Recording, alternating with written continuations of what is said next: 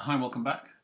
Today we're going to have a look at superobjectives and discuss superobjectives. Now, excuse the slight difference in background, by the way, I've shifted my computer into a different room.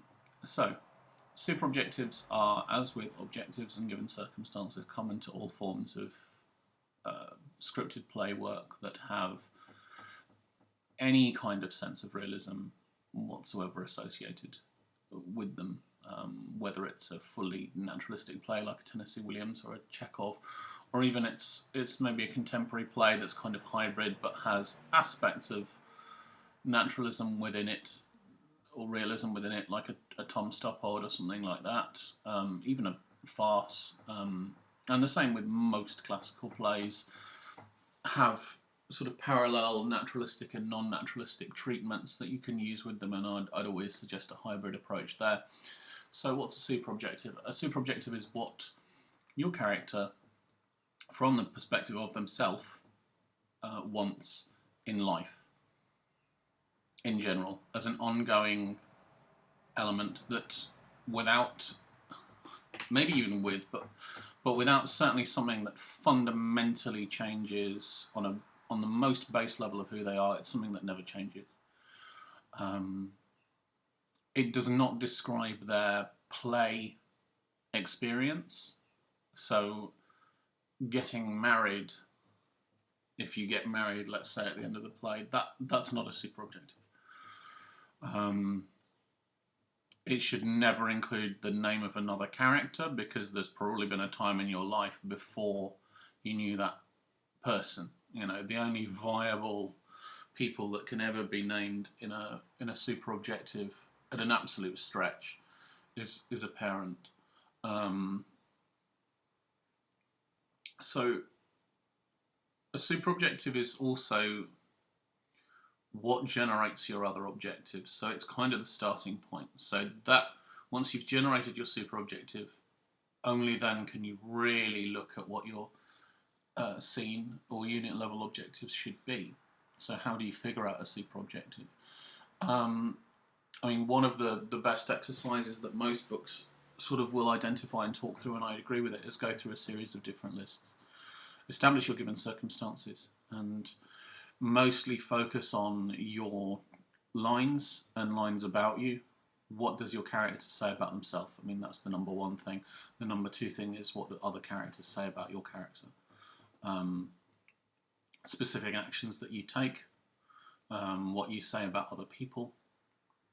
If you have any phrases that you repeat, any subjects that are preoccupations that come up over and over again with you, those are things that can feed into a good superobjective. It's not something that you should just generate out of nowhere. It's kind of something that you should take a good couple of days once you've got your script in order to establish as a kind of framework. And after it's been established, it should take quite a lot for you to decide to change it. So there are categories of superobjective type that you always want to sort of be starting to think about when you go through a script. There's a superobjective that is something that you want for yourself. Superobjectives in terms of what you want from the world, and something in terms of superobjectives in terms of how the world should perceive you. You know, is this an external recognition? Is this person trying to affect the world? Does this person generally want the world to behave some way for them most of the time, or are they more preoccupied with their self and who they are and establishing what you want for yourself? So let's look through a series of three equivalents. So I'll give three similar-ish sounding superobjectives here, but according to those three different types. So I want to feel as though I have value is something that you want for yourself. My superobjective is I want to feel as though I have value. So you want that for yourself. Something that you want from the world. I want to get as much value as I can from the world. That's a different superobjective. And again, in terms of the world perceiving you, I want the world to see me as valuable. Now, those are going to create very different characters despite thematically kind of being the same thing. So that's one way of figuring out early on a good superobjective, is to establish, does your character want something for themselves? Does your character want something from the world? Or does the character want the world to behave a certain way towards them? And once you've done that, if you want to hone your superobjective better, be a bit more precise. Look at every kind of woolly word that you use. So, like, feel. Because anybody can write a superobjective as I want to be happy. I mean, all superobjectives ultimately are I want to be happy. But then it becomes, how do you... If you've got any word that's got much ambiguity, the same with love, define what love or happiness means for that character. Otherwise, there's still nothing there that you can use.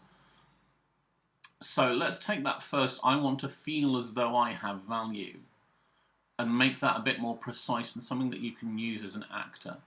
So, firstly, does whether you know or feel or have a level of confidence that you do have value that's causing you to feel. So, let's say that you do want that you do determine, you're not a person who doubts whether they have value or not.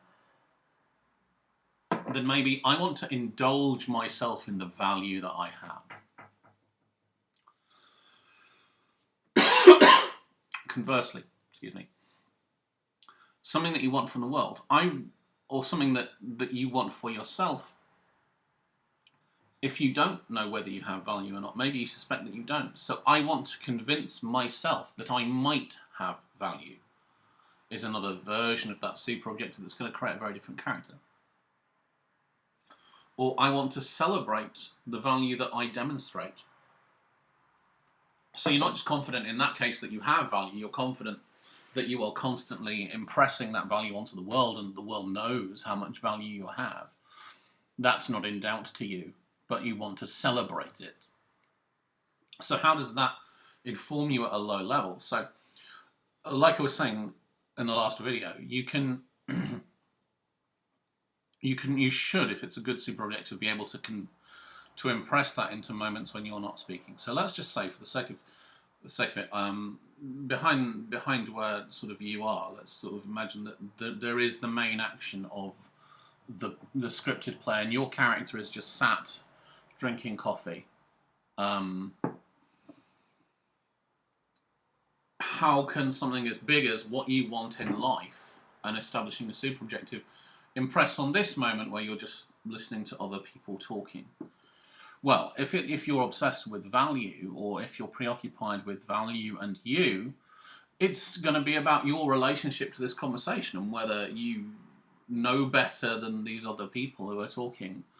So let's say I want to indulge myself in the value that I have. Then in that moment of listening to other people talk about a topic and drinking coffee, I want to indulge myself, so it's for my benefit. So, okay, let's have a unit objective of, I want to use the drinking of my drink to enjoy knowing that I know better than they do. So, something like,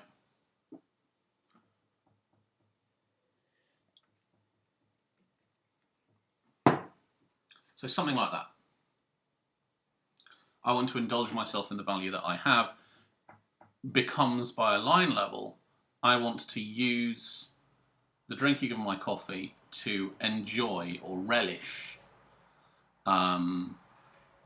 thinking about how much better I could explain this topic than the person who's currently doing it. But I want to convince myself that I might have value. Maybe what I'm doing is, on that level, I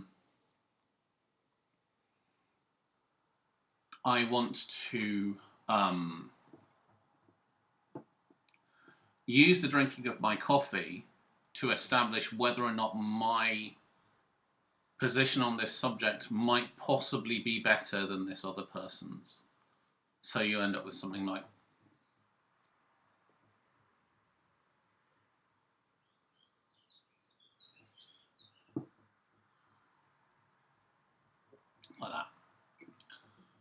If I want to celebrate the value I demonstrate, you're not in any doubt as to your ability, your knowledge, that you know better than these other people, and you're probably maybe a bit confused as to why they're not paying attention to you. So I want to use my drinking of my coffee to draw attention to them and ask what my opinion is.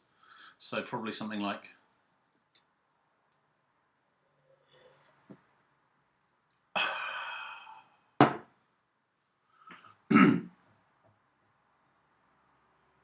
so something like that. These are simplistic demonstrations, but there you've got on a low level 3 different variations of how a moment when you're not talking are being informed by 3 aligned but different superobjectives, and the differences that those superobjectives can have on your performance on a line by line, on a unit by unit basis, whilst retaining it being general and universal enough that you can use at any time. And that's an indication of whether it's a good superobjective. If you've not got a good superobjective, then there will be moments that, you know, that are those moments when you aren't doing the thing that your character does that is most them, or seems to be most them.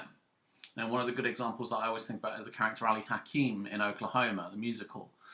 This is a character who spends 90% as kind of almost the comedy character, but he has one scene where he's not really the focus of attention, and he's having to deal with one of the more dramatic moments of the play where, you know, the antagonist of the show asks him if he has a flip knife or a rigged box that can be used as a knife to kill someone.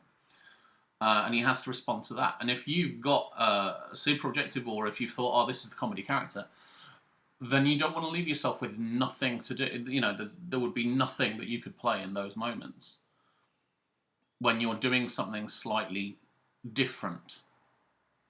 The moments when you're playing Arkadina in The Seagull, where she's not talking, and she's not being written to peacock around the room, and she's having to spend a little while watching a play or sat in the sun.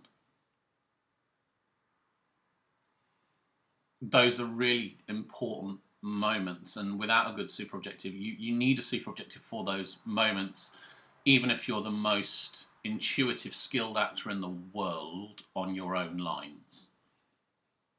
Anyway, that's my thought for the day. I hope that's of use, and I'll see you next time. Stay safe.